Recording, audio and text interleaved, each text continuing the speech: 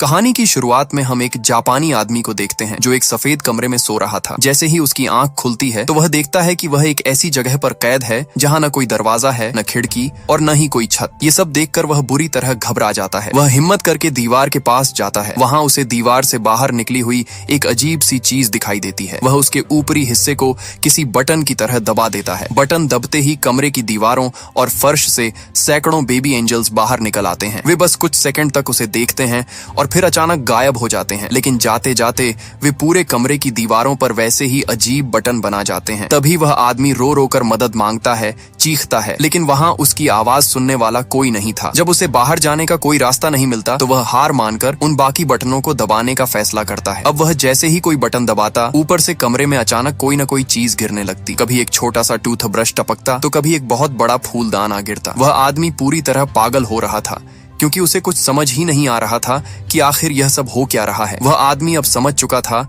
कि अगर वह एक ही बटन को बार बार दबाता है तो उसे वही चीज दोबारा मिल जाती है। ऐसे ही एक बटन को बार बार दबाने से उसके पास चॉपस्टिक्स का ढेर लग जाता है। तभी वह गलती से एक और बटन दबा देता है। अचानक दीवार से एक छोटी गाड़ी बाहर निकलती है और सीधे उसके पैरों पर जाकर जोर से टकराती है। वह दर्द के मारे चिल्लाने लगता है। तभी वह गुस्से में एक और बटन दबाता है, पर वह बटन अचानक एक शरीर के हिस्से में बदल जाता है और सीधे उसके चेहरे पर गैस छोड़ देता है। ऐसे ही कई घंटों तक वह अलग अलग बटन दबाता रहता है और पूरे कमरे में फालतू सामान का पहाड़ लग जाता है। तभी गुस्से में वह एक गेंद को दीवार पर दे मारता है। गेंद सीधे एक बटन से टकराती है और अचानक हवा से सुशी नीचे आ गिरती है। उसे बहुत भूख लगी थी, इसलिए वह सुशी देखकर खुश हो जाता है, लेकिन उसे महसूस होता है कि इसे खाने के लिए सोय सॉस तो है ही नहीं। वह चिल्लाकर अपने किडनैपर से सॉस